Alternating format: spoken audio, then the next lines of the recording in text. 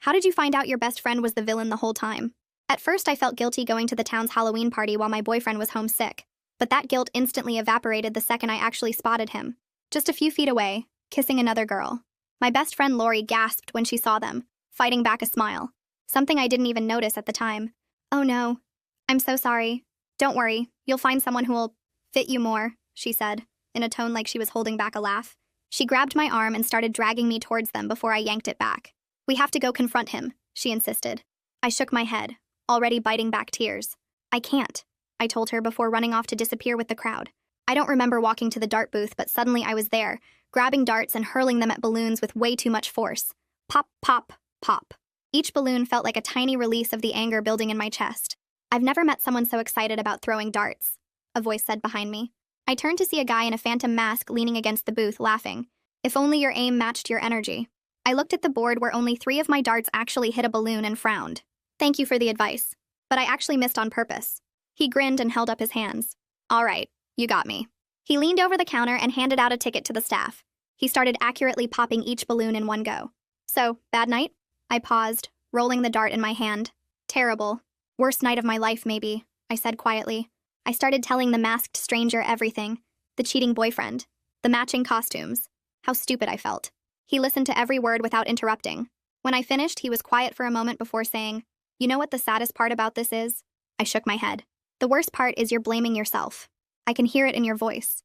Like somehow you missed the signs or weren't enough." He stepped closer. "But the truth is, people who cheat aren't looking for something better. They're just looking for something easier. And that's on them, not you." I felt tears forming behind my mask. He smiled softly and added, "My mom cheated on my dad last year. Even now, he blames himself." We stood there in silence for a moment, the party noise fading into background static. "You want to know something crazy?" I asked. He nodded. "This is the first time tonight I haven't felt completely shattered." He smiled behind his mask. I don't remember who moved first, but the space between us disappeared and suddenly we were sharing a kiss under the moonlight. The sound of my midnight alarm pulled us apart. "Wait, your name," he said, grabbing hold of my hand. I shook my head. "I'm sorry this was wrong. I was heartbroken just an hour ago. Thank you for tonight." And I left him, thinking I'd never see him again. The next morning, Lori burst into my room and shoved her phone in my face. "Look at this! Isn't it romantic?" There were pictures of me and the guy with the mask spreading online through the community with the caption, "Looking for the girl from last night. Please contact me. Elliot." My heart nearly stopped at the name. Elliot? The mayor's son? The same Elliot who used to call me bookworm and knock my novels out of my hands in middle school before he transferred schools? "No way," I said flatly. "It can't be him. That guy last night was so sweet. The Elliot I knew was a little jerk-face." Lori's eyes widened. "So are you gonna meet with him?" I shook my head no. She sighed in relief. "Good. You've just gotten over a guy. You can't just go and date another guy. It would be wrong. Plus, would he really be happy to know it's you?" I blinked at her harsh reaction. "Yeah," I mumbled. I spent the next 3 days avoiding those posters until Elliot walked into my family's bookstore looking for a gift for his mom. He glanced at me behind the counter and his face lit up with recognition. "Wait, you're that girl from middle school. The one who loved books." I felt my defenses go up. "You're the guy who made fun of me for it." "Yeah," he sighed. "I was a terrible kid. I'm really sorry about that. I was going through some stuff and I took it out on you." We talked for a bit and I realized he'd changed. He was softer now, kinder. When he was picking out books, I couldn't help myself. "So I heard you've been looking for someone." His expression shifted to something vulnerable. "Yeah, I met this girl on Halloween and I can't stop thinking about her. I know it sounds crazy, but when you connect with someone like that, even for just a moment, you know it means something. I've dated plenty of people, but that night was the most honest thing you felt in your life." I finished for him. He paused and stared, surprised. But before I could open up, my best friend walked through the doors holding the mask I had worn on Halloween in her hand. "Oh, hey, Elliot. I've been meaning to reach out. I'm Lori, the girl you've been looking for." I stared at Lori in complete shock. She smirked at me. And soon, I'd find out the complete truth. What she did to get my ex-boyfriend to cheat. And how Elliot was the perfect tool to ensure I'd hurt forever. Or so she thought. I stood there completely frozen as Lori held up my mask like some kind of prize. Elliot's eyes moved between us, his face showing total confusion. My brain felt like it was short-circuiting trying to process what just happened. How could my best friend lie about being the girl from Halloween? What did she mean about making sure I hurt forever? Lori's smirk got wider as she watched me struggle to speak. Elliot reached for the mask to examine it closer, and I wanted to scream that it was mine, that I was the one he kissed, but my throat felt completely closed up. Lori stepped closer to Elliot and touched his arm in this possessive way that made my stomach twist. He smiled at her, still looking a bit confused but clearly wanting to believe her story. I managed to mumble something about needing to check inventory in the back and basically ran away from them. My hands were shaking, so bad I could barely turn the key to lock the stockroom door behind me. Through the door I heard them talking, heard Lori's fake, sweet laugh, heard the bell on the front door chime as they left together. I flipped the store sign to closed even though it was only 4 in the afternoon. My parents would be mad, but I couldn't deal with customers right now. I sat on the floor in the back room surrounded by boxes of books and just replayed everything from Halloween in my mind. The way Lori had gasped when she saw my ex cheating, but now I remembered that weird smile she was fighting back. She'd said I'd find someone who would fit me better in this tone, like she was holding back a laugh. At the time, I thought I was imagining things because I was so upset. Then she'd grabbed my arm, trying to drag me toward my ex and that girl. She kept insisting we had to confront him right then. Why was she so determined to make me face it in that exact moment? I'd pulled away and run off into the crowd, and Lori had disappeared after that. I didn't see her again for the rest of the night. My phone buzzed, and I saw a text from Lori asking if I was okay and saying Elliot seemed really sweet. I stared at the message feeling sick. I scrolled through my contacts until I found Miranda Harvey's number. She'd been at the Halloween party and knew basically everyone there. I called her trying to sound casual and asked if she'd had fun at the party. We talked about costumes and music for a few minutes before I carefully brought up Lori. Miranda confirmed she'd seen Lori arrive really late, probably around 12:30 or 1 in the morning. My heart started pounding because I'd met Elliot at the dart booth around 10:30, and we'd talked until midnight when my alarm went off. There was no possible way Lori could have been the girl with him. Miranda asked why I wanted to know, and I made up some excuse about trying to remember when I'd last seen Lori that night. After I hung up, I sat there staring at my phone with this growing feeling of dread. Lori had lied about being there during the time I was with Elliot. She'd lied directly to his face while holding my mask as proof. But why would she do that? What did she have to gain from pretending to be me? The next morning, I dragged myself to work at the bookstore even though I'd barely slept. Freya was already there restocking the fiction section when I walked in. She took one look at my face and asked what was wrong. I'd worked with Freya for 2 years, and she'd always been straightforward and honest, so I told her everything. About meeting the masked guy on Halloween, about Elliot searching for me, about Lori walking in yesterday with my mask and claiming to be the girl he was looking for. Freya's eyes got wider and wider as I talked. When I finished, she set down the book she was holding and said Lori might have done way more than just lie about Halloween. She asked if I'd thought about how my ex ended up at that party with another girl in the first place. The question hit me like a punch to the stomach because I hadn't really thought about it. My ex was supposed to be homesick. How did he end up at the party kissing someone else? Freya reminded me that Lori was the one who convinced me to go to the Halloween party without my boyfriend. She'd come over that afternoon and kept saying he wouldn't mind since he was sick, that I deserved to have fun, that I shouldn't miss the biggest party of the year just because he had a cold. At the time, it seemed like normal best friend encouragement. Lori was always pushing me to be more social and spontaneous. But now with everything else, it felt different. It felt planned. Freya suggested I look at my ex's social media to see if there were any photos from that night that might show when he arrived or who he was with. I pulled out my phone right there behind the counter, my hands shaking a little as I opened his profile. I hadn't looked at his page since we broke up because it hurt too much. I spent my whole lunch break in the stockroom scrolling through my ex's social media and the accounts of people who'd been at the party. Most of the photos were blurry shots of people in costumes dancing or playing games. I found one photo posted by some guy from my ex's friend group that showed a bunch of people near the entrance. The photo was time-stamped at 9:45, before I'd even arrived. I zoomed in on the faces, and my heart stopped. In the background, partially hidden by someone's vampire cape, I could see Lori talking to my ex. She was leaning in close like she was telling him something important, and his face looked serious. This was before he'd kissed that other girl. This was before I'd even gotten to the party. My hands started shaking as I zoomed in more, making sure it was really them. It was definitely Lori's costume and my ex's face. They were together at the party way earlier than Lori had claimed to arrive. My whole body felt cold as I realized what this meant. Lori had been at the party before she said. She'd been there talking to my ex before he cheated on me. She'd seen me arrive and found me right after I witnessed the cheating, like she'd been waiting for it to happen. My hands were shaking. So bad I almost dropped my phone as I took a screenshot of the photo. I zoomed in on Lori and my ex and took another screenshot of just that section. This was proof. Proof that Lori had lied about when she arrived. Proof that she'd been talking to my ex before everything fell apart. I felt anger rising in my chest, hot and sharp. My best friend had set me up. She'd pushed me to go to the party, talked to my ex beforehand, and then appeared right when I needed her most like some kind of hero. And now she was pretending to be the girl I'd connected with, taking away the one good thing from that horrible night. That evening I was reorganizing the mystery section when the bell above the door chimed. I looked up and saw Elliot walking in alone. My heart jumped into my throat as he headed straight toward me. He looked uncomfortable, like he wasn't sure he should be there. He stopped a few feet away and said Lori's story about Halloween night didn't match up with the conversation he remembered. He needed to know the truth about what really happened. I gripped the book in my hands so tight my knuckles turned white.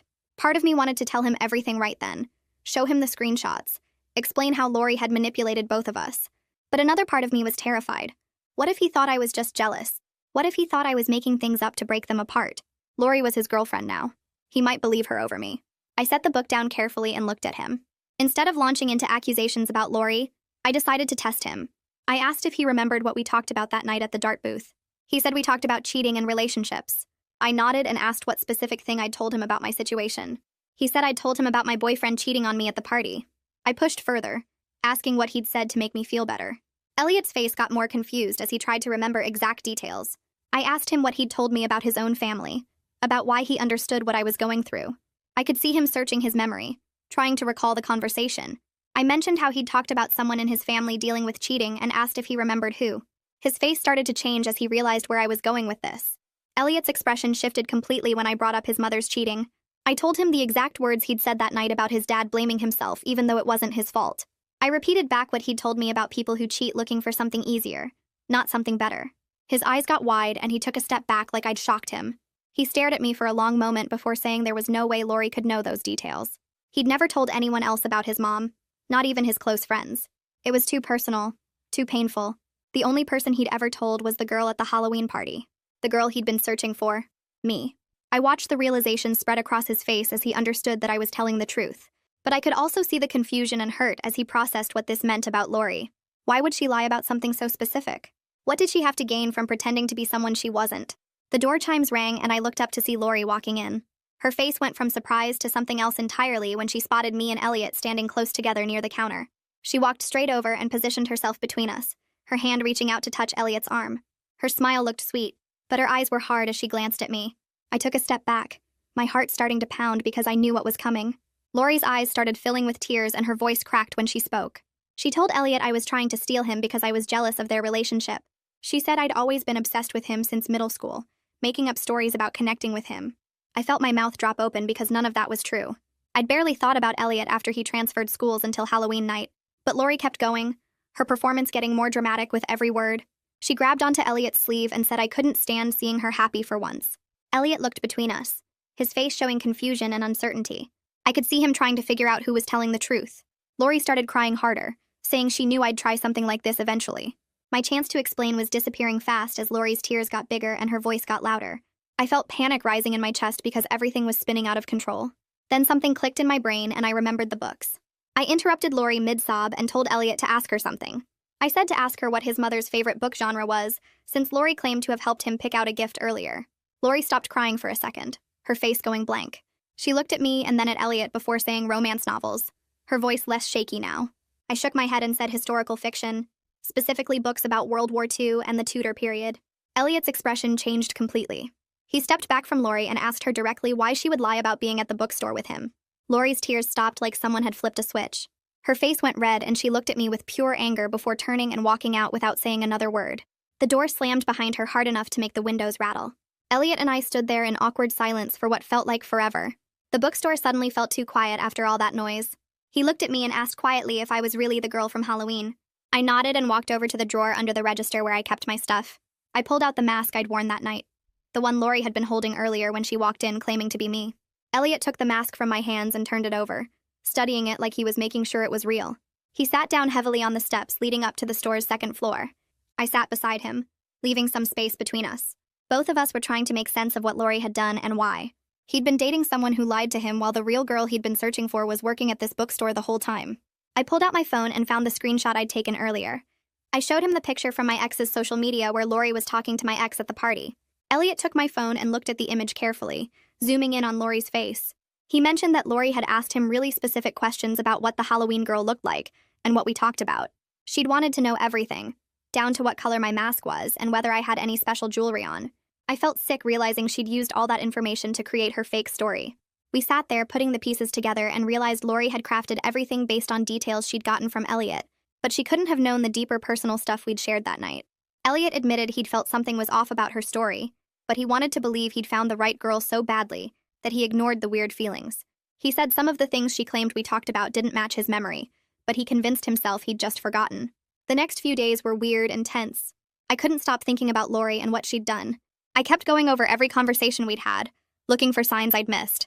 I decided I needed to know more about my ex's cheating and whether Lori had been involved in setting that up too. I found Scott Melton's number in my phone. He was one of my ex's close friends and had been at the Halloween party. I texted him asking if we could talk about something important. He responded pretty quickly saying sure and asking what was up. I asked him if anyone had encouraged my ex to bring a date to the party that night. The 3 dots showing he was typing appeared and disappeared a few times before his response finally came through.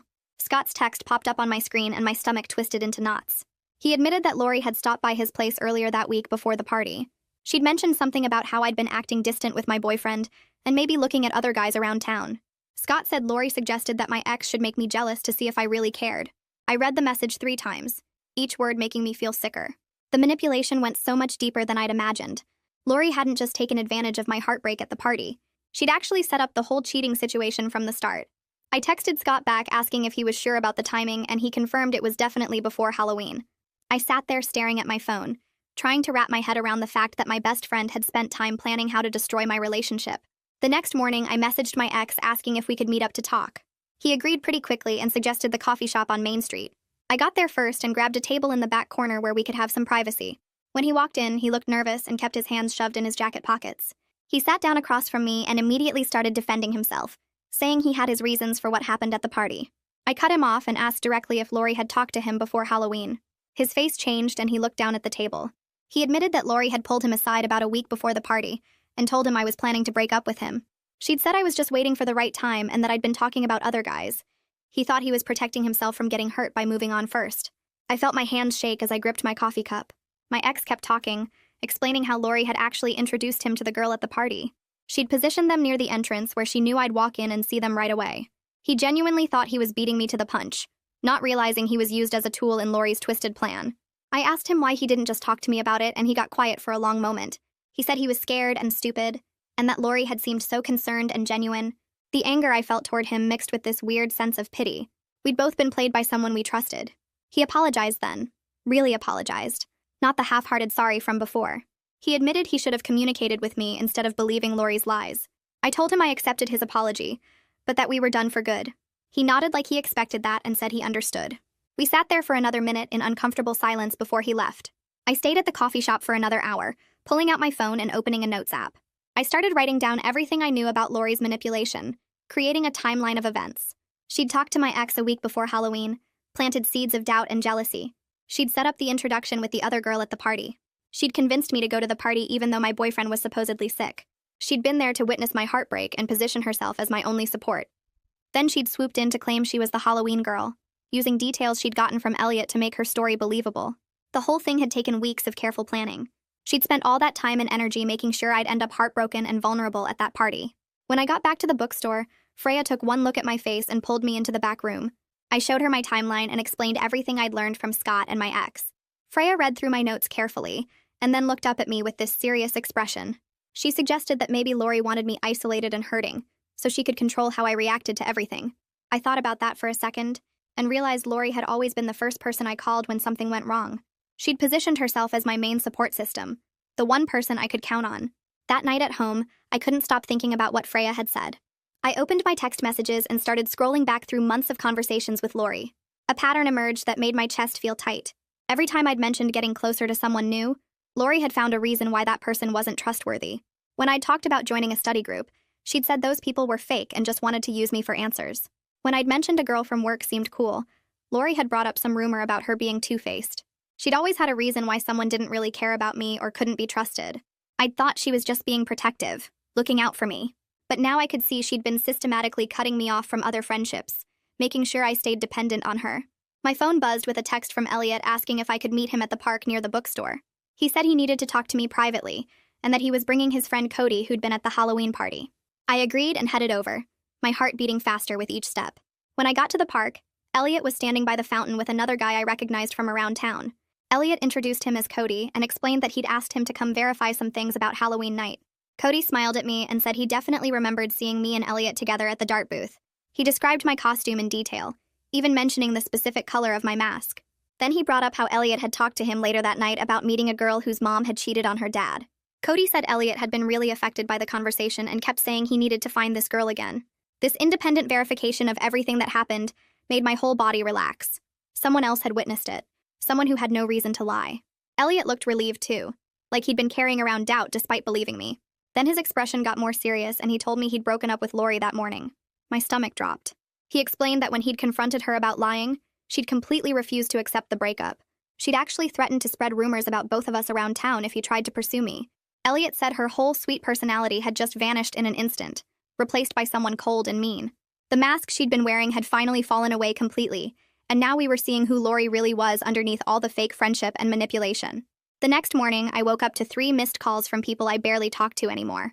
My phone kept buzzing with texts asking if I was okay, and mentioning something about Elliot. I scrolled through the messages and my stomach dropped when I saw what Lori had been posting on social media. She'd written this long post about how I was trying to ruin her relationship because I was jealous and couldn't handle seeing her happy. She made it sound like I'd always been obsessed with Elliot and was making up lies to break them up.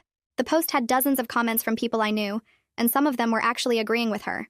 People who'd known Lori longer than they'd known me were taking her side without even asking for my version of what happened. I sat there staring at my phone, watching the comments pile up, feeling like the whole town was turning against me based on her lies. My hands were shaking as I screenshot everything she'd posted before she could delete it later. I needed proof of what she was saying about me. Over the next 2 days, I kept running into people who'd clearly heard Lori's version of events. At the grocery store, one of her friends literally turned around and walked the other way when she saw me. The woman who ran the coffee shop gave me this pitying look like I was some desperate girl chasing after someone else's boyfriend. I wanted to scream at all of them that they had no idea what really happened, but I knew that would just make me look worse. Instead, I started gathering every piece of evidence I had. I organized all the screenshots into a folder on my phone. The photo of Lori talking to my ex before I even arrived at the Halloween party. The text messages where she'd discouraged me from making other friends. The timeline I'd written out showing how she'd manipulated everything. I also had the statements from Scott about how Lori had encouraged my ex to cheat, and my ex's own admission that she'd lied to him about me planning to break up with him. I texted Miranda and asked if she could meet me at the coffee shop on Main Street. She agreed immediately and brought 2 other friends with her who'd been asking questions about the whole situation. When I sat down with them, I didn't say anything at first. I just handed Miranda my phone and let her scroll through everything. She passed it to the others, and I watched their faces change as they read through the evidence. Miranda looked up at me with wide eyes and said she had no idea Lori had been at the party that early. One of the other friends pointed at the screenshot showing Lori with my ex and said that completely changed everything. I showed them Scott's messages confirming that Lori had set up the whole cheating situation. Then I showed them my ex's texts admitting Lori had lied to him about me. The timeline made it clear that Lori had spent weeks planning this whole thing just to hurt me. By the time they finished looking at everything, all 3 of them believed me. Miranda actually apologized for not questioning Lori's story sooner. She said she'd felt weird about how quickly Lori had claimed to be the Halloween girl, but hadn't wanted to get involved in drama. Now she realized staying silent had let Lori keep lying. The next afternoon, I was working alone at the bookstore during the slow period after lunch. Freya had gone to the bank to make a deposit, and I was restocking shelves in the back when I heard the front door chime. I walked out to the counter and froze when I saw Lori standing there. She wasn't crying or looking sad like she had been in public. Her face was cold and angry, and she crossed her arms as soon as she saw me. She walked right up to the counter and told me I was ruining everything by showing people those screenshots. Her voice was different now, harder and meaner than I'd ever heard it. She said I always had to make everything about me and couldn't just let her be happy for once. I stared at her, trying to process this version of Lori I'd never seen before. She kept going, saying I'd always had things too easy. My family owned a business. People liked me without me having to try to. I'd never had to work for friendships the way she did. She said I deserved to feel the pain she'd been feeling for years watching me coast through life while she struggled. My heart was pounding, but I managed to keep my voice steady when I asked what she meant. That's when everything came spilling out. She admitted she'd set up my ex to cheat on me at the party. She'd spent weeks convincing him I was going to dump him, and that he should protect himself by moving on first. She'd even picked out the girl for him to kiss, and made sure they'd be standing exactly where I'd see them. I slowly reached into my pocket and turned on my phone's voice recorder, keeping it hidden while Lori kept talking. She said she'd been jealous of me since the day we became friends. Every time something good happened to me, it felt like proof that her life wasn't as good. She resented my relationship with my ex even though she'd smiled and said she was happy for me. She hated that my family's bookstore was successful while her parents struggled with money. She couldn't stand the way people naturally liked me and wanted to be around me when she had to work so hard for every friendship. Her voice got louder as she listed everything she'd envied about my life. She said watching me be happy made her feel worse about herself, like my good things somehow took away from her chances at having good things too. I kept the phone recording in my pocket while she revealed more and more. She admitted she'd seen the photos of me and Elliot at the Halloween party online before she ever talked to me about them. She'd recognized my costume and mask immediately. When she saw Elliot searching for the Halloween girl, she realized she could take that moment away from me and make herself the center of his attention instead. Lori said she'd specifically targeted Elliot's search because she knew I'd connected with him that night. She'd watched me come back to find her after midnight looking happier than I'd been in months. She'd seen the way I smiled when I talked about the guy at the dart booth. So when Elliot started posting those pictures looking for me, she saw the perfect chance to hurt me even more. She wanted to make me watch her have what I wanted. She wanted me to see her with Elliot and know that the one good thing from that horrible night was being taken away. She said it felt fair after years of watching me have everything while she had nothing. She wanted me to finally understand what it felt like to want something desperately and not be able to have it. Her hands were shaking as she talked, and I could see tears starting to form in her eyes, even though her voice stayed angry. I asked her why she would go this far just because she was jealous. That's when she broke down completely. She sank into one of the reading chairs near the counter and put her head in her hands. Through sobs, she said she'd always felt like she was in my shadow. Every friendship felt like a competition she was losing. Every achievement I had felt like it diminished her own accomplishments. Every relationship I was in reminded her of her own loneliness. She said she'd tried so hard to be happy for me over the years, but the jealousy kept growing until she couldn't ignore it anymore. She'd started hating herself for feeling that way, which made her resent me even more for being the cause of those feelings. She knew it wasn't logical or fair, but she couldn't stop comparing her life to mine and always finding hers lacking. She said the Halloween party felt like her breaking point. Seeing my ex cheat should have made her feel bad for me, but instead she'd felt this sick satisfaction that finally something bad was happening to me too. Then when she saw I'd connected with Elliot despite everything, she'd felt that jealousy turn into real anger. She couldn't stand that even on my worst night, I'd managed to find something good. I stood there listening to her confession, feeling this complicated mix of emotions I couldn't sort out. Part of me was furious at what she'd done and how deliberately she'd tried to hurt me, but another part of me felt genuinely sad for the pain she'd been carrying around. I understood feeling jealous sometimes or comparing yourself to friends, but I also knew that her jealousy didn't excuse the cruel things she'd done. She'd made active choices to manipulate people and cause harm. She'd spent weeks planning how to hurt me instead of just talking to me about how she felt. I took a breath and told her our friendship was over. I said I understood she'd been struggling with these feelings, but that didn't make it okay to orchestrate my ex's cheating or lie about being the Halloween girl. I told her she needed to leave the bookstore and stay away from me. She looked up at me with red eyes and started to say something, but I cut her off. I said I hoped she'd get help for the jealousy and pain she was feeling, but I couldn't be her friend anymore after everything she'd done. That's when she noticed my hand in my pocket. Her eyes went wide and she jumped up from the chair. She asked if I'd been recording her and reached for my phone. I pulled it out and stepped back, holding it away from her. She lunged across the counter trying to grab it, saying I couldn't use that recording because she hadn't known I was recording. I kept backing up toward the storage room, keeping the phone out of her reach. She was yelling now, demanding I delete it. Just then, Freya walked in through the back entrance carrying the bank deposit bag. She stopped in the doorway and took in the scene with Lori halfway across the counter reaching for me. Freya asked what was going on, and I told her Lori had just confessed to everything. Freya's eyes went hard, and she told Lori she needed to leave immediately. Lori looked between us, realizing she'd been caught completely.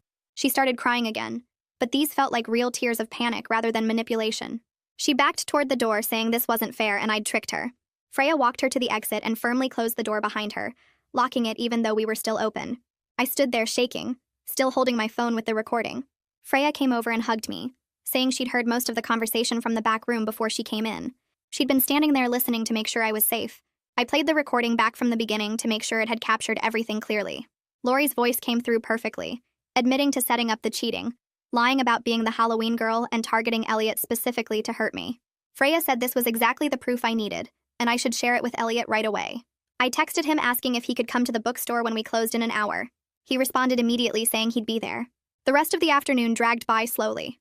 I kept replaying Lori's words in my head, still processing everything she'd admitted. When closing time came, Freya offered to stay with me, but I told her I needed to do this alone. She hugged me again and left through the back. 5 minutes later, Elliot knocked on the front door. I let him in and locked it behind him. We sat at one of the reading tables and I handed him my phone with the recording queued up. I watched his face as he listened to the whole thing. His expression shifted from confused to shocked to angry as Lori's confession played out. When it finished, he sat back in his chair and just stared at the table for a long moment. He said he couldn't believe the depth of her manipulation and how much pain she'd been carrying around. He admitted he felt stupid for not seeing through her lies sooner. He said there had been small moments where her story didn't quite add up, but he'd wanted so badly to find the Halloween girl that he'd ignored the inconsistencies. He apologized for not trusting his gut and for putting me through weeks of watching them together. I told him it wasn't his fault because Lori had been incredibly careful with her lies. She'd used information he'd told her about that night to make her story believable. We sat there talking about what to do next. I said I wanted people to know the truth, but I didn't want to turn this into huge town drama or public revenge. Elliot agreed completely. He said Lori clearly needed help for her jealousy and mental health issues, and blasting her publicly wouldn't actually help anyone. We decided we'd share the truth with our close friends, and the people who'd been asking questions. We'd let them hear the recording if they wanted proof. But we wouldn't post it online or make a big public statement. We'd just quietly correct the lies Lori had spread and let the truth spread naturally through people who actually cared about what really happened. Elliot reached across the table and took my hand. He said he was sorry for everything I'd been through and thanked me for handling it with more grace than Lori deserved. I squeezed his hand back, feeling like finally we could move forward without lies between us. Over the next week, I shared the recording with our close friends one by one. Miranda came to the bookstore first and listened to the whole thing with her hand over her mouth. She apologized 3 times for believing Lori's version of events and hugged me before she left. 2 other friends from our group texted asking to hear it, and I met them at a coffee shop where they listened on my phone with headphones. Both of them looked shocked by how calculated Lori's confession sounded, how she admitted to everything without any real remorse in her voice. They said they felt stupid for not questioning her story more carefully, and promised to set the record straight with anyone who'd heard the rumors. By the end of the week, most of our friend group knew the truth, and the few people who still believed Lori's lies weren't really friends worth keeping anyway. The hardest part was watching how quickly the story spread through town, not as gossip, but as genuine shock that someone could manipulate people so thoroughly. On Tuesday afternoon, a couple I didn't recognize walked into the bookstore during a slow period. The woman had Lori's eyes, and I knew immediately who they were before they even introduced themselves. Her parents looked tired and sad as they approached the counter and asked if they could talk to me privately. We sat at one of the reading tables in the back corner, and her mom started crying before she even spoke. They apologized for what Lori had done, saying they had no idea she'd been struggling so badly with jealousy and depression. Her dad explained that Lori had always compared herself to other people, especially me, but they thought it was normal teenage insecurity that she'd outgrow. They never imagined she'd act on those feelings in such a harmful way, never saw signs that she was capable of the manipulation I'd experienced. Her mom kept saying she felt like she'd failed as a parent, that she should have noticed something was wrong and gotten Lori help sooner. I listened to them talk and felt a weird mix of anger at Lori and sympathy for her parents who clearly loved her and were blindsided by this. When they finished, I told them I appreciated them coming here and apologizing, but I needed space from Lori for the foreseeable future. I explained that what she did wasn't just a mistake or a moment of poor judgment. It was months of calculated manipulation that hurt multiple people, and I couldn't just forgive that because she was struggling mentally. Her parents nodded and said they completely understood, that they weren't asking me to forgive her or be her friend again. Her mom mentioned that Lori was starting therapy twice a week to work through her jealousy issues and self-esteem problems, that they were taking this seriously and getting her real help.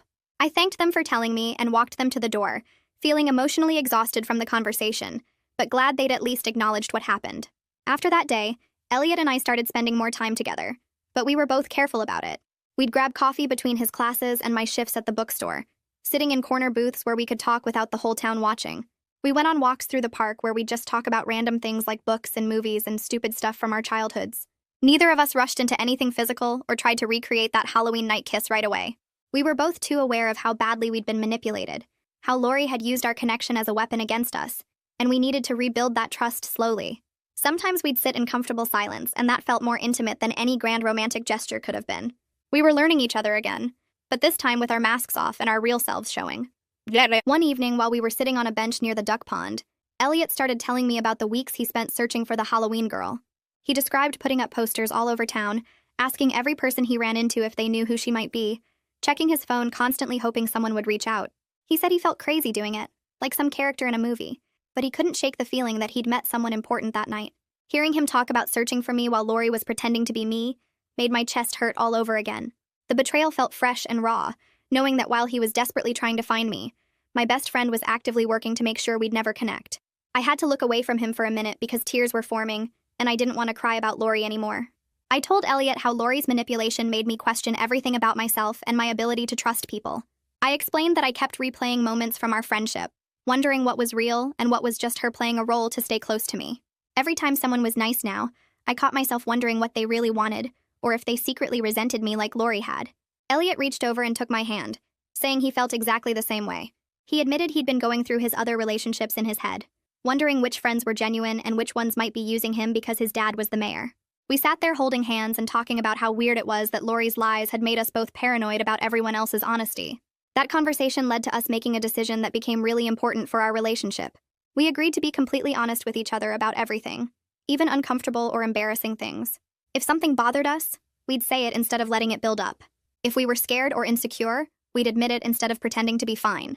We made honesty our foundation because we'd both seen what happens when people hide their real feelings and let resentment grow in the dark. It sounds simple, but it was actually kind of scary to commit to that level of openness with someone. Still, after everything with Lori, we knew that lies and manipulation had almost kept us apart, and we weren't going to let that happen again. A few days later, my ex-boyfriend texted me asking if we could talk. I almost ignored it, but something made me agree to meet him at the same coffee shop where this whole mess had started to unravel. He looked different. Less confident, maybe, and he got straight to the point. He apologized again for cheating and for believing Lori's lies about me, and then he told me he was cutting ties with her completely. He explained that he'd been working with a therapist on his trust issues, realizing that he'd let Lori poison his view of our relationship because he was insecure. He said he should have talked to me directly, instead of listening to someone else's version of what I was thinking or feeling. The apology felt genuine, and I could see he was actually trying to grow from this. I accepted his apology and told him I appreciated him being honest about everything, but I also made it very clear that we weren't getting back together. That relationship had ended for good reasons that went beyond just the cheating, and I'd moved forward with my life. He nodded like he'd expected that answer and said he understood, that he just wanted to clear the air and take responsibility for his part in the drama. We finished our coffee and parted on decent terms. Not friends, but not enemies either. It felt good to close that chapter properly, instead of leaving it messy and unresolved. Through all of this, Freya became a much closer friend than she'd been before. We started taking our lunch breaks together, and she'd stay after closing sometimes to help me organize shelves while we talked. One day she mentioned how Lori used to make little comments about her. Nothing major, but enough to make me feel slightly uncomfortable around Freya. I realized Lori had been doing that with several people, subtly creating distance between me and anyone who might become a close friend. She'd position herself as my only real friend, the only person who truly understood me, while quietly undermining every other friendship I tried to build. Now I made a real effort to strengthen the friendships Lori had tried to damage, reaching out to people I'd drifted away from and rebuilding those connections. It was like cleaning out a wound, painful but necessary, and I could feel myself getting healthier as I let go of Lori's influence and surrounded myself with people who genuinely cared about me. A week later, Elliot asked if I wanted to meet his mother properly, not just as the bookstore clerk, but as the girl he'd been searching for. My stomach twisted with nerves as we walked into the mayor's house, a big old place on the hill with white columns and perfectly trimmed hedges. His mother answered the door and her face lit up the second she saw me. She pulled me into a hug before I could even say hello, telling me she remembered me from the bookstore and how I'd always helped her find the perfect books. She led us into the kitchen where she'd made cookies, and we sat around the table while she asked me about my family and the bookstore and college plans. Then she got this knowing look and said Elliot had seemed different after Halloween, happier somehow, but he wouldn't tell her why. She'd suspected he'd met someone special that night, and now seeing us together made perfect sense. I felt my cheeks get hot, but Elliot just smiled and squeezed my hand under the table. His mother poured us tea and the conversation shifted to something more serious. She started talking about how marriage takes real work, especially after trust gets broken. She explained that last year she'd made a terrible mistake and had an affair with someone from her book club. Elliot's father found out and their whole world fell apart for a while. She said the months after were the hardest of her life, watching her husband blame himself and question everything about their relationship. But they decided to try therapy instead of giving up, going to sessions twice a week where they had to be completely honest about their feelings and fears. The therapist made them do exercises where they practiced talking about hard things without getting defensive or shutting down. Slowly, over many months, they started rebuilding what they'd broken. She looked at both of us and said the key was choosing honesty every single day, even when it felt scary or uncomfortable. Hearing her story made something shift in my chest. If they could work through something that painful and come out stronger, maybe real healing was actually possible after betrayal. Maybe Lori's manipulation didn't have to define how I approached relationships forever. His mother reached across the table and patted my hand, telling me she could see I was good for her son, that I had a kind heart and a strong spirit. When we left, Elliot walked me home and we talked about his parents, and how much courage it took for them to stay together and do the work. He said watching them go through that had taught him the value of honesty, which was probably why our conversation on Halloween night had felt so important to him. 2 months after the Halloween party, Elliot and I finally went on our first real date. We'd been spending time together at the bookstore and taking walks around town, but this felt different, more official somehow. We chose a restaurant in the next town over, about 30 minutes away, where we could just be ourselves without everyone watching and gossiping about the mayor's son and the bookstore girl. The drive there was easy, with music playing and both of us singing along badly to songs on the radio. We talked about everything and nothing, the way you do when you're comfortable with someone but still excited to learn more. The restaurant was this small Italian place with checkered tablecloths and candles on every table.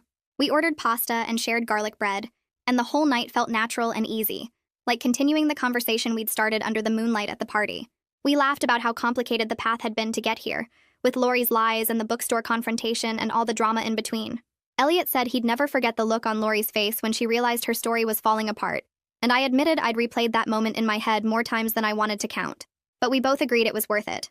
All the confusion and hurt and uncertainty, because we'd ended up here together. He told me about his plans after college, wanting to work in community development instead of following his father into politics. I shared my dream of maybe opening my own bookstore someday, something smaller and cozier than my family's place. We stayed until the restaurant was closing, not wanting the night to end.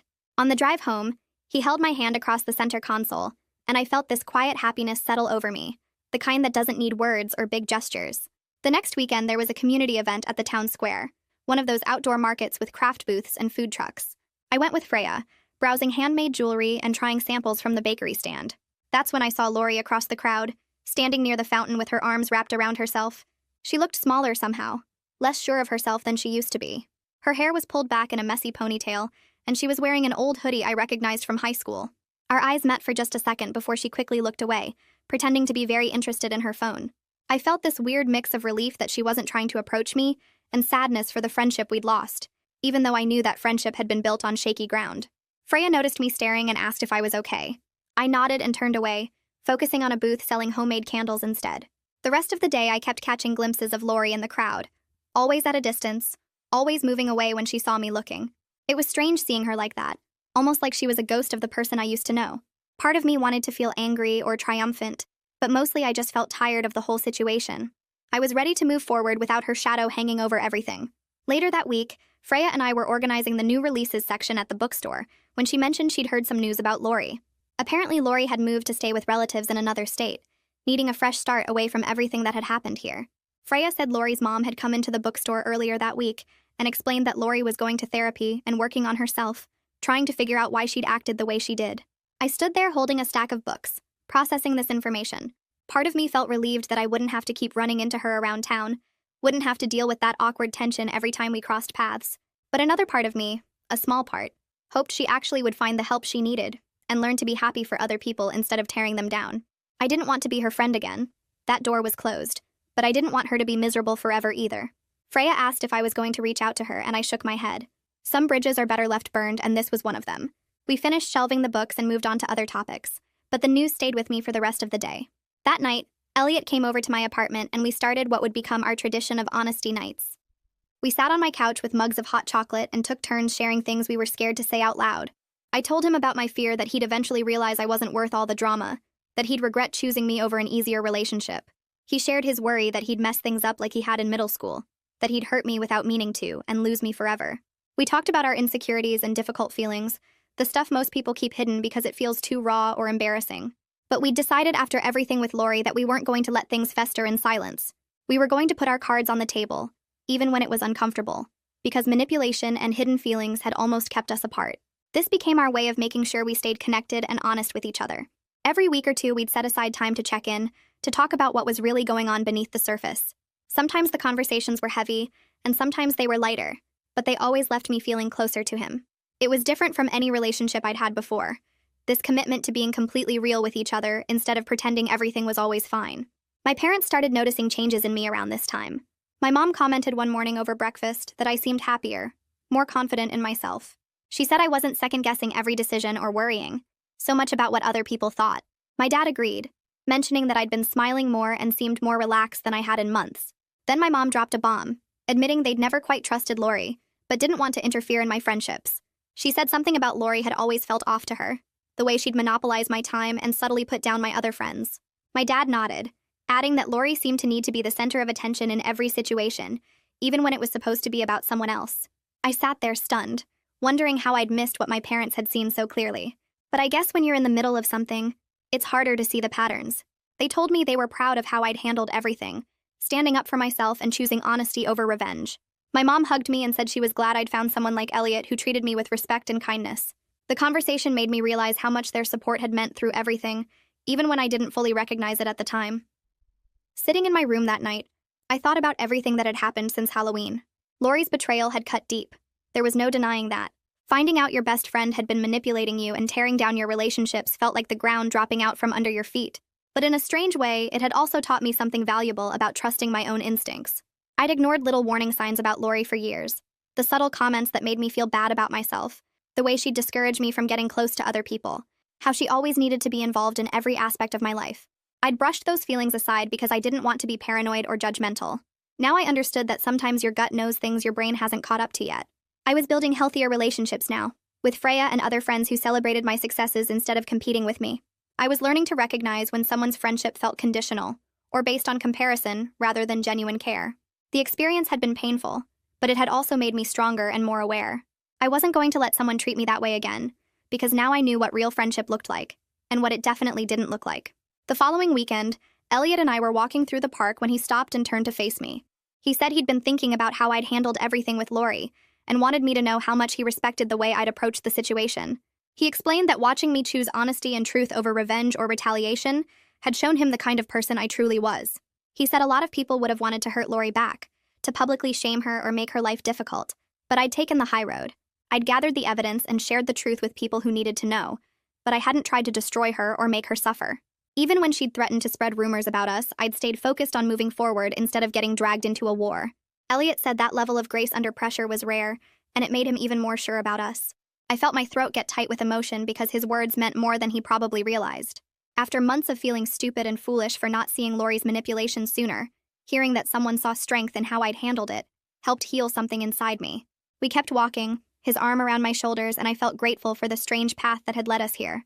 The Halloween party that started with heartbreak had somehow ended with something real and honest, and that felt like the best possible outcome.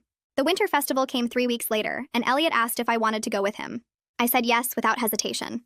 We walked through the town square holding hands while white lights hung from every lamppost and the smell of hot chocolate filled the cold air. People were everywhere, bundled in coats and scarves, their breath making little clouds in the freezing night. I spotted a few familiar faces from the crowd who had believed Lori's rumors when she first started spreading them. One woman from my mom's book club stopped us near the ice skating rink. She touched my arm gently and told me she was sorry for judging the situation without knowing the full story. She said she should have talked to me directly, instead of listening to gossip. Another guy from Elliot's high school friend group came up and shook Elliot's hand, admitting he'd been wrong to question our relationship. He said seeing us together made it clear that whatever Lori had claimed was obviously not true. Each apology felt like a small weight lifting off my shoulders. Elliot squeezed my hand after each interaction, and I could feel his support without him having to say anything. We grabbed hot cider from a booth and found Cody standing near the carousel with a huge grin on his face. He walked over and immediately started laughing before he even said anything. He looked at Elliot and said the whole search could have been avoided if Elliot had just paid attention to basic details. Cody explained that I'd been wearing the same perfume at the bookstore that I wore on Halloween night, something Elliot should have noticed right away if he'd been thinking clearly. Elliot's face turned red and he tried to defend himself, but Cody kept going, listing all the obvious signs that were right in front of him. The mask sitting on the bookstore counter, the way I finished his sentence about the most honest thing he'd felt, even the fact that I knew specific details about his mom's reading preferences. We all started laughing because looking back, it really was so obvious. I admitted I should have just told him the truth right away, instead of letting Lori walk in and complicate everything. Cody said we were both idiots, but at least we figured it out eventually. The whole conversation felt light and easy, like we could finally joke about the situation without the weight of Lori's manipulation hanging over us. 4 months had passed since Halloween and Elliot and I had built something solid. We weren't perfect, and we still had moments where old insecurities crept in. Sometimes I'd worry that he'd realize I wasn't as interesting as that first conversation made me seem. Other times he'd get quiet and withdrawn, convinced he was going to mess things up like he had with past relationships. But we talked through every fear and doubt instead of letting them build up in silence. We made a rule that if something bothered either of us, we had to say it out loud within 24 hours. No festering, no assumptions, no letting small problems become big ones. That honesty we shared at the Halloween party became the foundation for everything else. It wasn't always comfortable having those conversations, but they kept us connected in a way that felt real and lasting. I checked my email one morning at the bookstore and saw an acceptance letter from a college program I'd applied to months ago. My hands shook as I read it because I'd almost not applied at all. Looking back, I realized Lori had subtly discouraged me from going for it. She'd made comments about how competitive the program was and how disappointed I'd be if I didn't get in. She'd suggested I focus on the bookstore instead of chasing something that might not work out. At the time, I thought she was being protective, trying to save me from potential failure. Now I understood she'd been holding me back, keeping me small so she could feel bigger by comparison. Elliot came into the bookstore that afternoon and I showed him the acceptance letter. His face lit up immediately and he picked me up in a hug, spinning me around between the bookshelves. He started asking questions about the program, what classes I'd take, how excited I was to start. There wasn't a single hint of jealousy or worry about what my success might mean for us. He was genuinely thrilled for me, celebrating my achievement without making it about himself. That reaction meant more than he probably realized because it showed me what real support looked like. A week later, I ran into my ex at the grocery store. He was with a new girl, someone I vaguely recognized from around town. They were laughing together in the produce section and he looked genuinely happy. When he spotted me, there was a brief moment of awkwardness, but then he smiled and walked over. He introduced his girlfriend and asked how I was doing. I told him about the college program and he congratulated me sincerely. We exchanged a few pleasant sentences about nothing important, and then we both moved on with our shopping. The whole interaction lasted maybe 2 minutes, but it felt significant because there was no anger or tension left between us. We'd both moved past the drama Lori created and found something better. He seemed content with his new relationship, and I was happy with Elliot. The cheating that felt so devastating on Halloween night had become just a thing that happened, not a wound that still hurt. Standing in my family's bookstore that evening, I looked around at the shelves I'd grown up with and thought about everything that had unfolded here. This was where Lori had walked in holding my mask and claimed to be someone she wasn't. This was where Elliot and I had our first real conversation after Halloween. This was where the truth finally came out, and the lies fell apart. Lori had tried to ensure I'd hurt forever, orchestrating my ex's cheating and stealing my moment with Elliot. She'd wanted me to watch her have what I'd connected with while I stayed broken and alone. But her plan had backfired completely. Instead of destroying me, she'd cleared away a toxic friendship I didn't even realize was poisoning my life. She'd pushed me towards someone who valued honesty and real connection. I'd built stronger friendships with people like Freya who actually celebrated my success. I'd learned to trust my own instincts instead of second-guessing every feeling. The betrayal had hurt deeply, cutting through years of friendship and trust, but it had also led me to something genuine. Sometimes the worst moments really do lead to the best outcomes, not because the pain doesn't matter, but because it forces you to see what was wrong and find something better.